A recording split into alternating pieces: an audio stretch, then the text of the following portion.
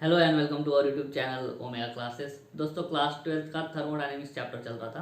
ठीक है, हमने बहुत सारी चीज़ें उसमें देखी है। जीरोथ लॉ देखा है, उसके बाद में थर्मल इक्विलिब्रियम देखा है, उसके बाद में फर्स्ट लॉ भी देखा, thermodynamic system and thermodynamic process भी पढ़ा था। ठीक है, इंटरनल एनर्जी पढ़ा था। ठीक है, थर्मोडायनेमिक्स का जो फर्स्ट लॉ था उसको एक बार रिवाइज कर लेते थे। लॉ क्या है?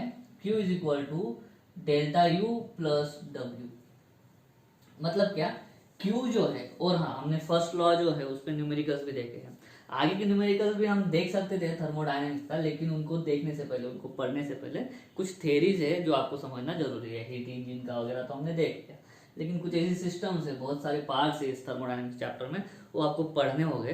ठीक है, तभी आप न्यूमेरिकल्स अच्छे से समझ पाओगे या फिर मैं आपको समझा पाऊंगा।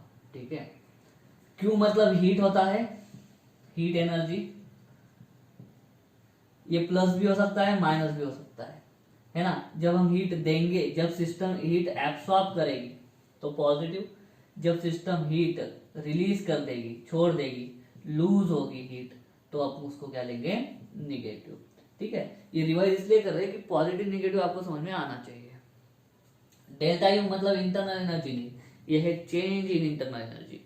Change in internal energy, change positive भी हो सकता है, निगेटिव भी हो सकता है। अभी change in internal energy and work done, इनको एक साथ पढ़ते हैं। ठीक है, मतलब पढ़ा हुआ है, रिवाइज करते हैं। दो तरह का है, एक work done on the system है और दूसरा है work done by the system.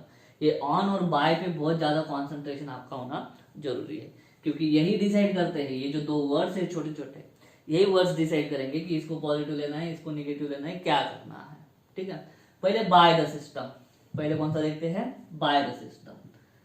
System में हम क्या लेते थे? गैस लेते थे। अभी वो सिस्टम क्या करेगा? गैस या पिस्टन जो है उस पिस्टन को मूव करेगा। सिस्टम फोर्स कर रहा है इस तरह से, सिस्टम इस पिस्टन पे या फिर गैस इस पिस्टन पे फोर्स लगाएगा उस तरह। अगर हमारा पिस्टन का मूवमेंट भी इधर है, फोर्स और डिस्प्लेसमेंट दोनों का डायरेक्शन सेम है, तो उस टाइम पे क्या होगा? हमारा वर्क डन पॉजिटिव मिलेगा। ठीक है, तो जब बाय द सिस्टम, जब सिस्टम काम करती है तब पिस्टन उधर मूव होता है, तो तब वर्क डन पॉजिटिव होता है। वर्क डन क्या होता है? पॉजिटिव। ठीक है, क्योंकि फोर्स, सिस्टम ने लगाया हुआ फोर्स और उस फोर्स की वजह से होने वाला डिस्प्लेसमेंट, दोनों का डायरेक्शन सेम है, तो वर्क डन क्या हुआ? पॉजिटिव।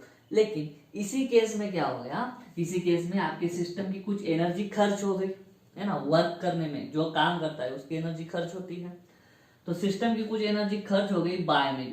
किसने काम करा? सिस्टम ने। पहले उसके पास एनर्जी ज्यादा थी, एनर्जी अभी खर्च हो गई, तो चेंज इन एनर्जी क्या मिलेगा आपको?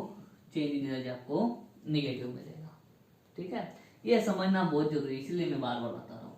ठीक है, और ऑन द सिस्टम मतलब क्या? अभी पिस्टन आपका इधर जाएगा, पिस्टन आपका इधर जाएगा, लेकिन हमारे जो गैस है, गैस के मॉलिक्यूल अभी भी फोर्स उधर ही लगा रहे हैं। ठीक है, फोर्स का डायरेक्शन इस तरफ है, डिस्प्लेसमेंट इस तरफ हो रहा है, तो उस टाइम पे वर्क डन क्या होता है? वर्क डन होता है निगेटिव। ठीक है, अगर वर्क डन निगेटिव, लेकिन क्या? ये जो एक्सटर्नल फोर्स हमारे सिस्टम पे काम कर रहा है, उस फोर्स की वजह से हमारी सिस्टम में क्या हो जाता है? एक एनर्जी स्टोर हो जाती है, उसकी वजह से इंटरनल एनर्जी बढ़ जाती है। तो एनर्जी बढ़ना मतलब चेंज इन एनर्जी क्या हुआ? पॉजिटिव। पहले कम थी, अभी बढ़ गई। ठीक है, चेंज क्या मिला? पॉजिटिव।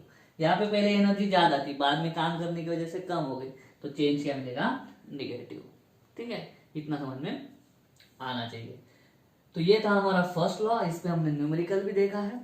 अभी हम देखते हैं कि थर्मोडायनेमिक स्टेट वेरिएबल क्या है। थ्योरी टॉपिक है, लेकिन समझना जरूरी है। पूरे सारे टॉपिक्स हम देखेंगे इस चैप्टर के, क्योंकि ये चैप्टर बहुत ज्यादा इंपॉर्टेंट है, आपको समझना बहुत जरूरी है। तो चलिए स्टार्ट करते हैं थर्मोडायनेमिक स्टेट वेरिएबल्स। चलिए थर्मोडायनेमिक स्टेट वेरिएबल्स। अब ये थर्मोडायनेमिक स्टेट वेरिएबल नया टॉपिक नहीं है, आपने पढ़ा हुआ है। एक टॉपिक अपन ने पढ़ा था जिसका नाम है thermodynamic system and thermodynamic process. अगर पढ़ा नहीं है तो लिंक में डिस्क्रिप्शन में दे देता हूँ, उसको पहले पढ़ना, तभी आपको ये समझ में आएगा। ठीक है, thermodynamic system and thermodynamic process revise कर लेते हैं थोड़ा सा। सिस्टम हमने पढ़ी थी, ये होती है सिस्टम, ऐसा कोई डायग्राम बनाया था, और बाद में इसको बोलते हैं बाउंड्री, और ये आगे होता था सराउंडिंग या एनवायरनमेंट बोलते थे। ठीक है, ये सिस्टम क्या होता था, हमने पढ़ा था कि कलेक्शन है कुछ ऑब्जेक्ट्स का, जिन उसको कलेक्शन के बाद उसका क्या बन जाएगा, एक टीम बन जाएगा। टीम या हमने उसको बोला था यूनिट बन जाएगा। उस यूनिट के पास कुछ एबिलिटी होगी। क्या एबिलिटी होगी, अभी यहाँ पे थर्मोडायनेमिक सिस्टम में क्या था, वो एनर्जी एक्सचेंज करने की एबिलिटी होगी।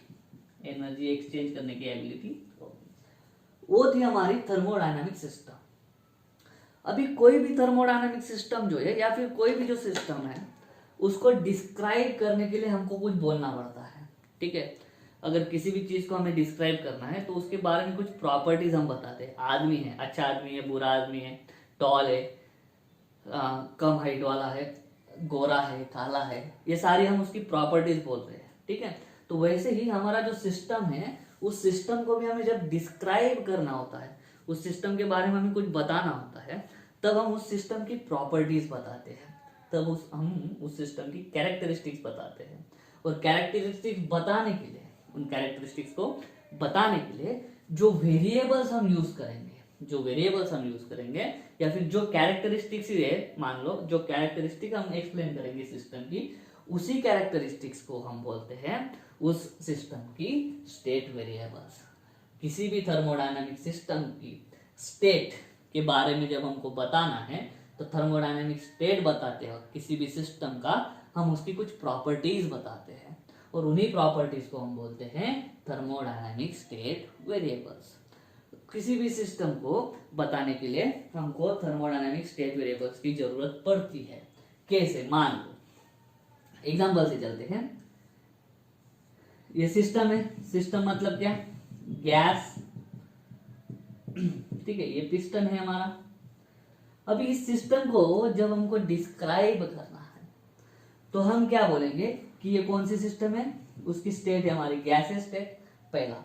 दूसरा हम बोलेंगे कि उस सिस्टम का वॉल्यूम कितना है, इस सिस्टम का वॉल्यूम कितना है, उस सिस्टम ने, उस गैस ने कितनी जगह ऑक्युपाई की है, उसको बोलते हैं वॉल्यूम। वो सिस्टम हमारा कितना प्रेशर एग्जर्ट कर रहा है पिस्टन पे, इस पिस्टन पे या इस सिलेंडर की वॉल्स पे हमारा जो गैस है, हमारी जो सिस्टम है, सिस्टम यानी गैस है यहाँ पे, वो कितना प्रेशर लगा रहा है। फोर्थ, टेम्परेचर कितना है गैस का, गैस का टेम्परेचर कितना है वो भी। और फाइनली चलो ये भी मान लेते हैं, डेंसिटी क्या है, डेंसिटी मतलब mass upon volume, mass upon volume मतलब यहाँ पे क्या आ गया, मास भी आ गया।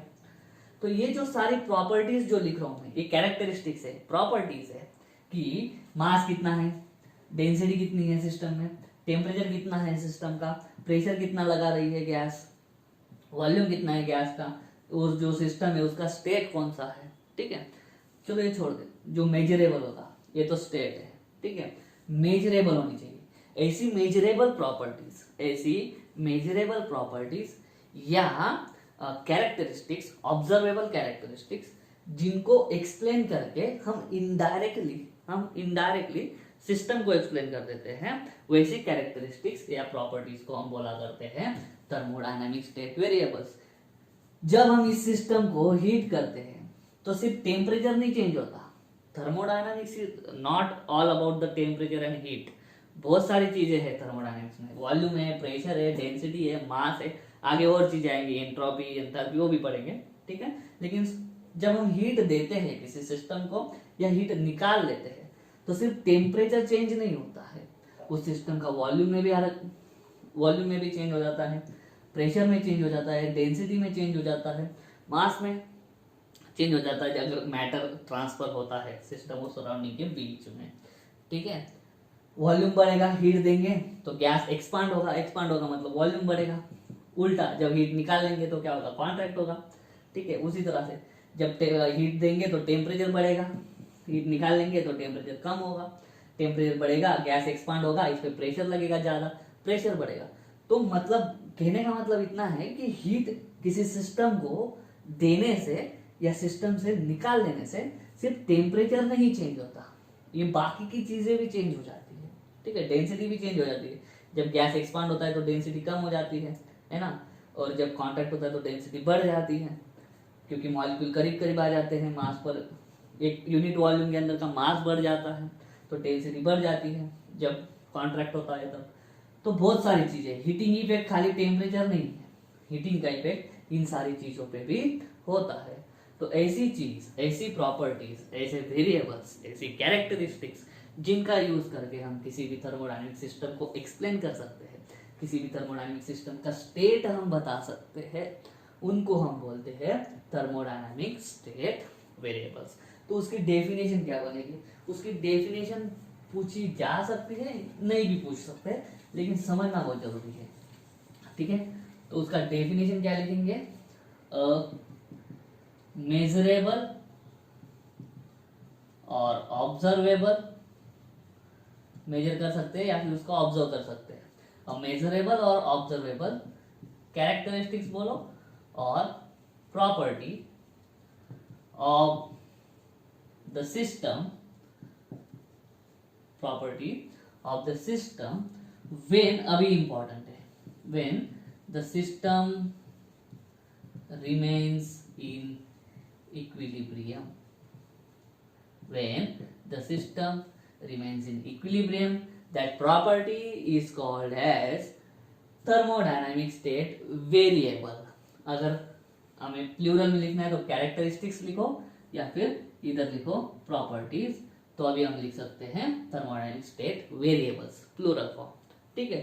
तो ऐसी मेजरेबल प्रॉपर्टी या फिर ऑब्जर्वेबल प्रॉपर्टी, ठीक है, जिससे किसकी प्रॉपर्टी? सिस्टम की। किसकी प्रॉपर्टी? सिस्टम की। लेकिन जब हमारी सिस्टम किस में हो? हमारी सिस्टम हो इक्विलिब्रियम में। अब ये इक्विलिब्रियम कौन सी बात चल रही है? इक्विलिब्रियम मतलब ये है हमारा थर्मोडायनेमिक इक्विलिब्रियम। अभी जस्ट तुरंत हम पढ़ेंगे थर्मोडायनेमिक इक्विलिब्रियम, ठीक है।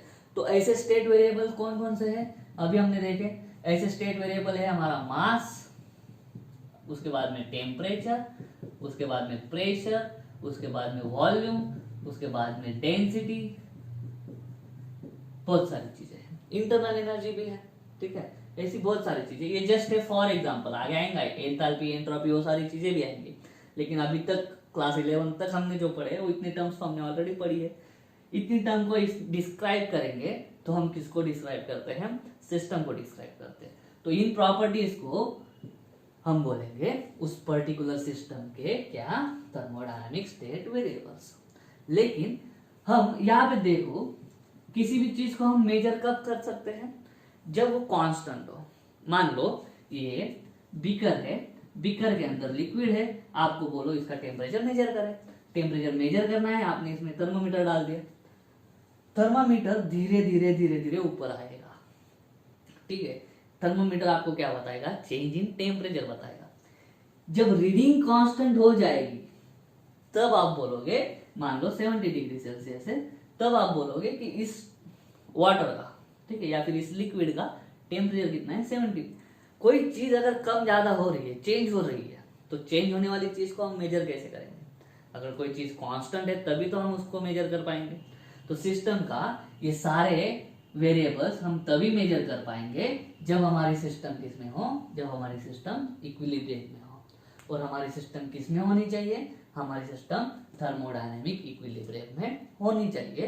तभी हम उस थर्मोडायनेमिक सिस्टम के स्टेट वेरिएबल्स मेजर कर सकते हैं।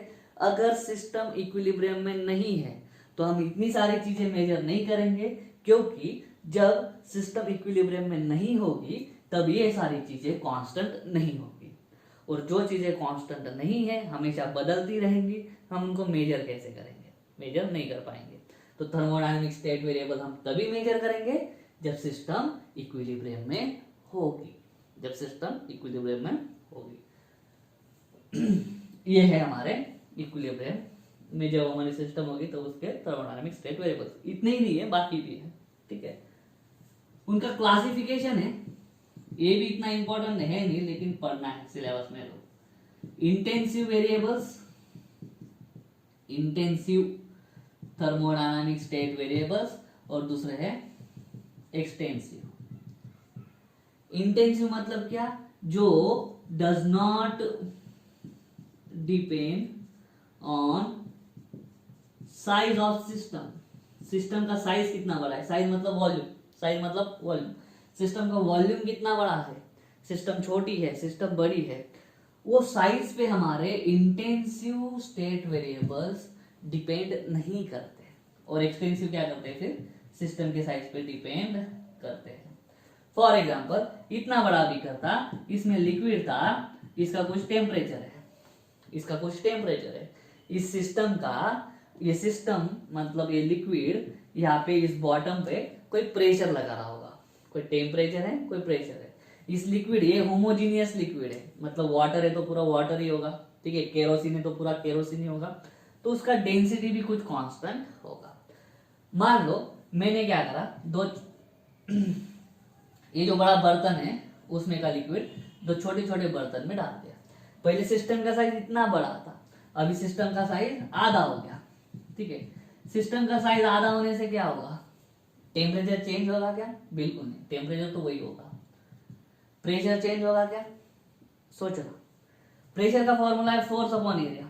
यहाँ पे मटेरियल ज्यादा था, फोर्स ज्यादा था, लेकिन यहाँ पे एरिया भी तो ज्यादा है, तो एरिया भी ज्यादा है। यहाँ पे मटेरियल कम है, फोर्स कम है, लेकिन एरिया भी कम है, तो यहाँ पे क्या होगा, प्रेशर भी हमारा कांस्टेंट होगा, ठीक है।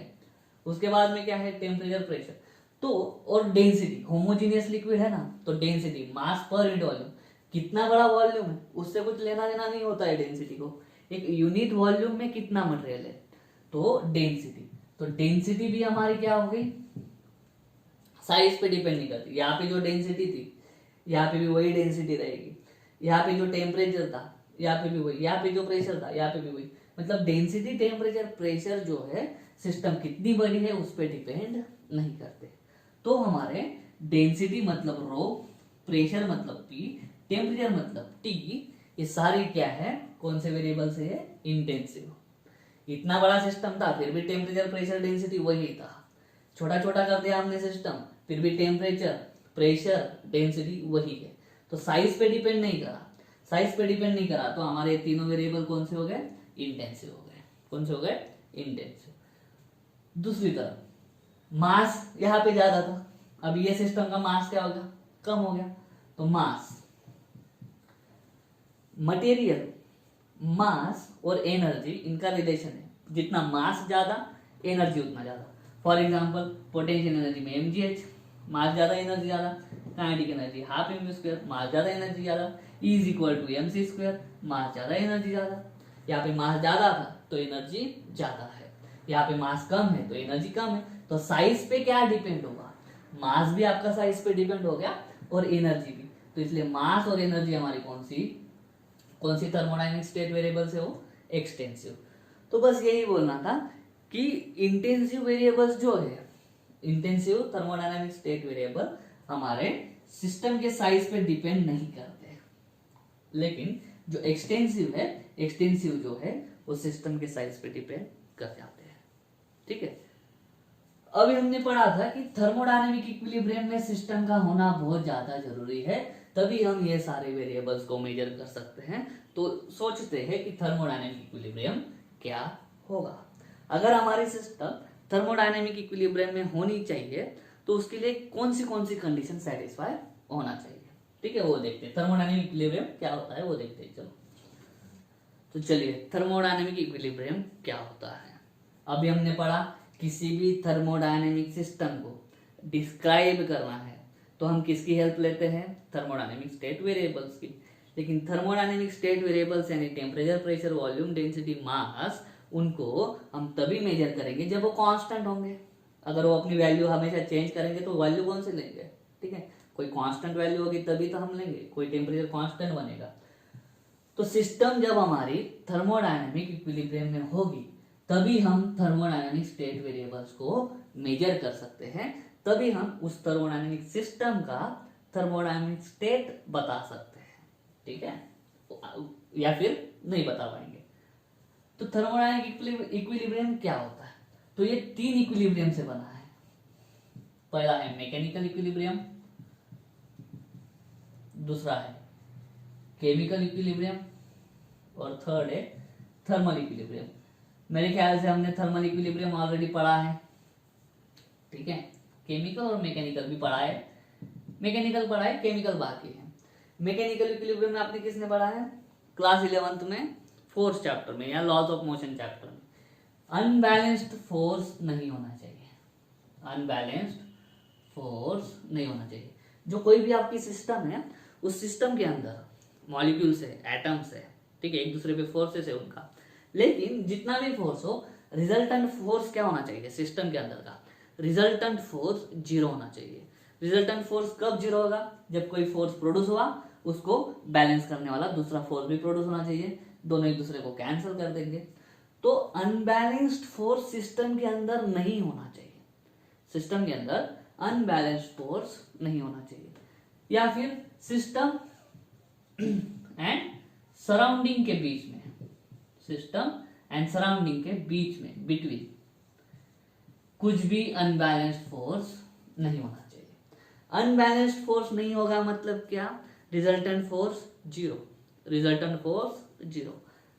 फोर्स जीरो मतलब क्या, फोर्स जीरो मतलब हमारा प्रेशर भी जीरो। अभी ऐसा होता है क्या, नहीं। फोर्स जीरो मतलब हमारा रिजल्टेंट फोर्स जीरो। बहुत सारे अंदर फोर्सेस खेलते रहते हैं, ठीक है। प्रेशर हमारा क्या होना चाहिए, सेम, प्रेशर हमारा क्या होना चाहिए, सेम। फॉर एग्जांपल ये बीकर है हमारा, ये, ठीक है, यहाँ पे हमारे सिस्टम इक्विलिब्रियम में है, सिस्टम के अंदर कुछ मास है, मटेरियल है ना, वो कुछ प्रेशर लगा रहा है, ये सराउंडिंग है, हमारा सिस्टम और सराउंडिंग के बीच में भी कोई प्रेशर है। वो जो प्रेशर है ना, वो प्रेशर हमारा क्या होना चाहिए, सेम होना चाहिए थ्रू आउट, थ्रू आउट मतलब यहाँ पे जो प्रेशर है P1, यहाँ पे जो P2 है, यहाँ पे जो P3 है, सिस्टम का प्रेशर, सराउंडिंग का प्रेशर, सिस्टम सराउंडिंग के बीच का प्रेशर। प्रेशर कब रिजल्ट होता है, जब फोर्स होता है ना। तो जो प्रेशर है हमारा वो सेम होना चाहिए थ्रू आउट, थ्रू आउट मतलब सिस्टम के अंदर का प्रेशर, सराउंडिंग के अंदर का प्रेशर और सिस्टम और सराउंडिंग के बीच का प्रेशर, वो क्या होना चाहिए, सेम होना चाहिए, प्रेशर चेंज नहीं होना चाहिए, कुछ भी अनबैलेंस्ड फोर्सेस नहीं आने चाहिए। फोर्स तो होगा, मास वगैरह है तो कुछ तो फोर्स होगा, लेकिन अगर कोई एक्स्ट्रा फोर्स प्रोड्यूस होगा तो उसको न्यूट्रलाइज करने के लिए दूसरा फोर्स भी प्रोड्यूस होना चाहिए। सिस्टम अनबैलेंस नहीं होनी चाहिए। मान लो ग्लास है, ग्लास में पानी है, ठीक है, उसको हिला दिया तो ग्लास के अंदर का पानी क्या करने लग जाएगा, हिलने लग जाएगा। तो जो ग्लास के अंदर का पानी जो हिल रहा है उसको हम थर्मोडायनामिक इक्विलिब्रियम नहीं बोलेंगे, या फिर उसको हम मैकेनिकल इक्विलिब्रियम नहीं बोलेंगे, क्योंकि मटेरियल हिल रहा है, मास हिल रहा है, मास की वजह से प्रेशर, और फोर्स, और फोर्स की वजह से प्रेशर। तो प्रेशर चेंज होते रहेगा कंटिन्यू, लेकिन एक वक्त ऐसा आएगा जब हमारा पानी यहाँ पे स्टेडी हो जाएगा, पानी क्या हो जाएगा, ग्लास के अंदर का स्टेडी। तो उस वक्त ग्लास का प्रेशर क्या हो जाएगा, इस बॉटम पे जो लगने वाला प्रेशर है वो क्या हो जाएगा, कांस्टेंट, और इस पानी पे जो एटमॉस्फेरिक प्रेशर लगने वाला है वो तो ऑलरेडी क्या है, कांस्टेंट है, ठीक है, कांस्टेंट मान के ही चलते हैं।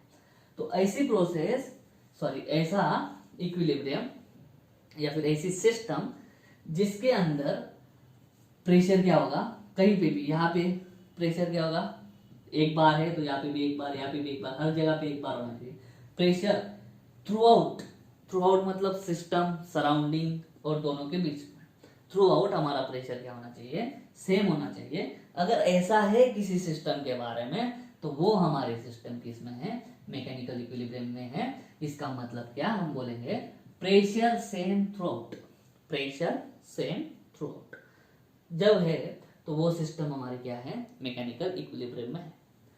केमिकल इक्विलिब्रियम में क्या, कोई भी केमिकल रिएक्शंस नहीं होनी चाहिए सिस्टम के अंदर, या फिर सिस्टम और सराउंडिंग के बीच में कोई भी केमिकल रिएक्शन नहीं होनी चाहिए। मैटर का डिफ्यूजन नहीं होना चाहिए, यहां से मैटर उड़ के इधर नहीं आना चाहिए, यहां से मैटर उड़ के इधर नहीं आना चाहिए। डिफ्यूजन या किसी भी चीज की वजह से, डिफ्यूजन या किसी भी चीज की वजह से मैटर एक्सचेंज नहीं होना चाहिए। सिस्टम और सराउंडिंग के बीच में मैटर एक्सचेंज नहीं होना चाहिए, कोई भी केमिकल रिएक्शन होनी नहीं चाहिए। केमिकली भी हमारी सिस्टम क्या होनी चाहिए, केमिकली भी स्टेबल होनी चाहिए, ठीक है। तो no chemical reaction within the system और बिटवीन सिस्टम एंड सराउंडिंग, और between system and surrounding, then हमारी सिस्टम किसमें है, केमिकल इक्विलिब्रियम में है। थर्मल इक्विलिब्रियम ऑलरेडी पढ़ा है, क्या, टेम्परेचर हमारा कांस्टेंट होना चाहिए थ्रू आउट, टेम्परेचर हमारा कांस्टेंट होना चाहिए थ्रू आउट, चेंज नहीं होना चाहिए वक्त के हिसाब से, should not change with time. जब हमारी सिस्टम इन तीनों इक्विलिब्रियम में होगी तभी हमारी सिस्टम किस में होगी, तभी हमारी सिस्टम होगी थर्मोडायनेमिक इक्विलिब्रियम में। कोई भी एक इक्विलिब्रियम बिगड़ गया, कोई भी एक इक्विलिब्रियम बिगड़ गया तो हमारा थर्मोडायनेमिक इक्विलिब्रियम बिगड़ जाएगा। तीनों इक्विलिब्रियम में होना चाहिए, सिस्टम के पास तीनों इक्विलिब्रियम होने चाहिए। अगर एक भी इक्विलिब्रियम गया तो हमारी सिस्टम का थर्मोडायनेमिक इक्विलिब्रियम डिस्टर्ब हो जाएगा, हम उस सिस्टम के ये वेरिएबल्स मेजर नहीं कर पाएंगे। ठीक है, तो हमारी सिस्टम को अगर थर्मोडायनेमिक इक्विलिब्रियम अचीव करना है तो उसको ये तीन इक्विलिब्रियम अचीव करने पड़ेंगे, mechanical equilibrium, chemical equilibrium and thermal equilibrium. ठीक है, ये तीनों इक्विलिब्रियम जब वो अचीव कर लेगी तब वो थर्मोडायनेमिक इक्विलिब्रियम अचीव कर पाएंगी और उसके बाद में हमें वेरिएबल्स मेजर कर पाएंगे। उम्मीद करता हूँ आज का वीडियो अच्छा लगा होगा, समझ में आएगा। अगर ऐसा है तो वीडियो को लाइक करो, वीडियो को शेयर करो, चैनल को सब्सक्राइब कर देना। मिलता हूँ नेक्स्ट वीडियो में, तब तक के लिए जय हिंद।